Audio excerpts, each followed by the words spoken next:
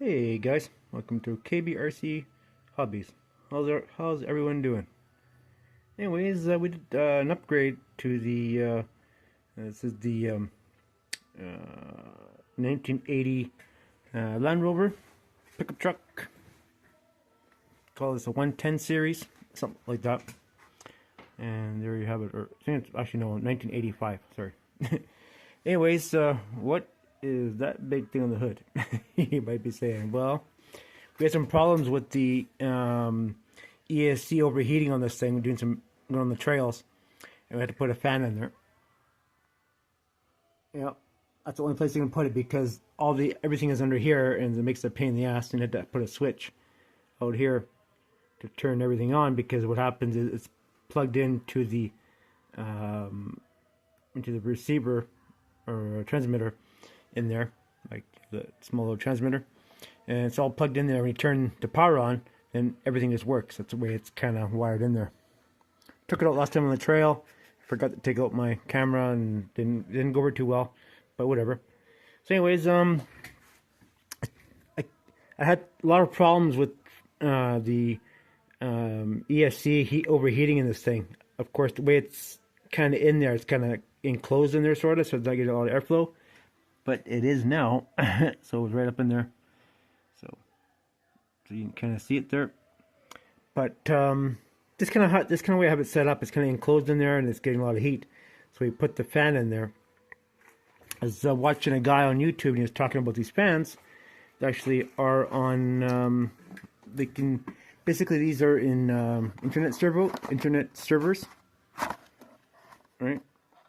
And like they're pretty cheap. I think it was like $15 or hell it was on Amazon. You get 4-pack. So there you have it.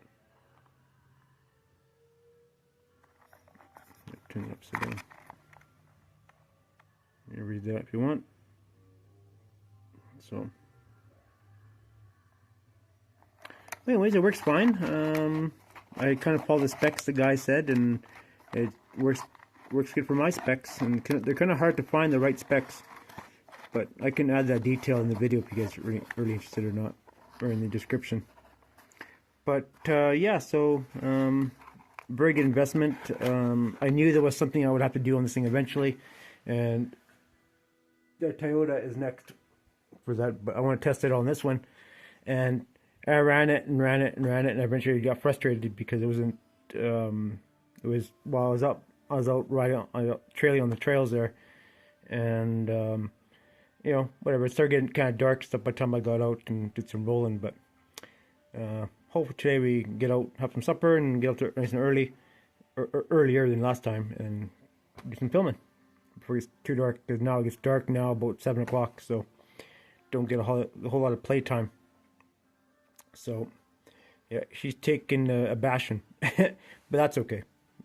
Just kind of wet a little bit and put some brown on there, make it look kind of rusty. But yeah. I know you guys probably don't like my big box on there, but that's where I put the battery. It's the only place to put it, unless I want to put it in the frame. But the hard bodies is a pain in the ass, taking the body on, off, and it's a hassle. But that's why I like to do it. Yeah, it is kind of getting banged up, but that's fine.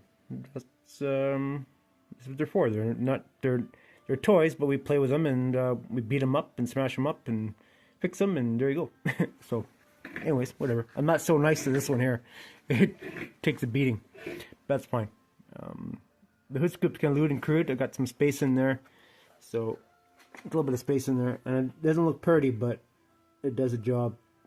So yeah, but yeah, whatever. I had to take it apart because actually I had it in there, and when I put the hood on there, then it wouldn't close, so I had to cut it out again and re-glue it and blah blah blah. Big hood scoop. Should probably touch it up a bit. So I'll probably just touch it up a little bit, make it look a little better for the video when we're rolling. So I'm gonna do some touch-ups here and there, so make it look a little bit better. But you know, I rolled it quite a few times on the trail, and I'm still having a problem with traction on this damn thing. I'm gonna have to change out the transmission on this thing eventually. I want to get something, you know, get something that's low geared, right? And that's one of the problems I'm having with this setup. That transmission is just doesn't give you. You don't get that low end torque. You want to go on the trail you want to go slow. I mean, even though I have set it up on the controller, like I said, only get so much power on that trigger, but I want to change the transmission out and get a nice super low gear that just crawls. Right. I think next one of these we're going to do is we're going to probably change out the axle and make it a rear steered as well. So that's kind of something for a later date, but it should be kind of fun build for something else coming up.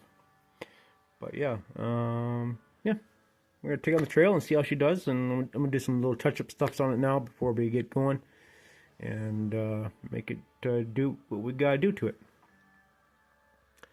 Alright guys, thanks for watching my video, and if your ESC is heating up, just get a fan for it and plug her in there and it'll be cool for you.